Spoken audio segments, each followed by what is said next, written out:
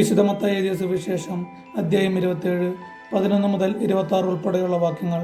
വിചാരണയും വിധിയും. യേശു ദേശാധിപതിയുടെ മുമ്പിൽ നിന്നു. ദേശാധിപതി ചോദിച്ചു, നീ യഹൂദന്മാരുടെ രാജാവാണോ? യേശു പറഞ്ഞു, നീ തന്നെ പറയുന്നുവല്ലോ. പ്രധാന പുരോഹിതന്മാരും പ്രമാണികളും അവന്റെ മേൽ കുറ്റം ആരംഭിച്ചപ്പോൾ അവൻ ഒരു മറുപടിയും പറഞ്ഞില്ല.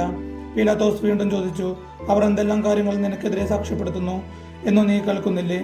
എന്നാൽ അവൻ ഒരു ആരോപണത്തിന് പോലും മറുപടി പറഞ്ഞില്ല. തന്നിമിത്തം ദേശാധിപതി അത്യധികം ആശ്ചര്യപ്പെട്ടു. ജനക്കൂട്ടം ആഗ്രഹിക്കുന്ന ഒരു തടവുകാരനെ ദേശാധിപതി തിരുനാളിൽ അവർക്ക് വിട്ടുകൊടുക്കുക പതിവായിരുന്നു. അന്ന് അവർക്ക് ബറാബാസ് എന്നു പേരുള്ള കുപ്രസിദ്ധനായ ഒരു തടവുപുള്ളി ഉണ്ടായിരുന്നു. അതുകൊണ്ട് അവർ ഒരുമിച്ച് കൂടിയപ്പോൾ പീലാത്തോസ് ചോദിച്ചു, ഞാൻ ആരെ വിട്ടു തരണമെന്നാണ് നിങ്ങൾ ആഗ്രഹിക്കുന്നത്? ബറാബാസിനെയോ ക്രിസ്തു എന്ന് വിളിക്കപ്പെടുന്ന യേശുവിനെയോ? അസൂയ നിമിത്തമാണ് അവർ അവനെ ഏൽപ്പിച്ചു കൊടുത്തതെന്ന് അവൻ അറിഞ്ഞിരുന്നു.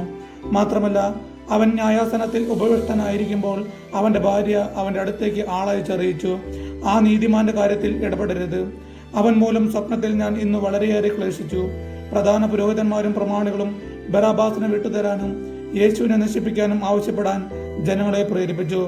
ദേശാധിപതി വീണ്ടും അവരോട് ചോദിച്ചു, ഇവരിൽ ആര് വിട്ടുതരണമെന്നാണ് നിങ്ങൾ ആഗ്രഹിക്കുന്നത്?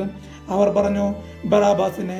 പീലാത്തോസ് അവരോട് ചോദിച്ചു, അപ്പോൾ ക്രിസ്തു എന്ന് വിളിക്കപ്പെടുന്ന യേശുവിനെ ഞാൻ എന്തു ചെയ്യണം? എല്ലാവരും പറഞ്ഞു, അവനെ ക്രൂശിക്കുക.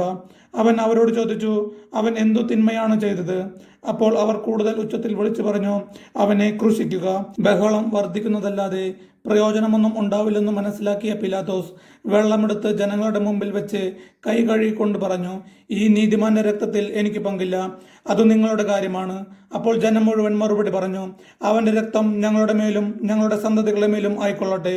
അപ്പോൾ അവൻ ബറാബാസിനെ അവർക്ക് വിട്ടുകൊടുക്കുകയും യേശുവിനെ ചവിട്ടുകൊണ്ടടുപ്പിച്ച് ക്രൂശിക്കാൻ ഏൽപ്പിച്ചു കൊടുക്കുകയും ചെയ്തു. നമ്മുടെ കർത്താവായ യേശു മിശിഹായ്ക്ക് സ്തുതി.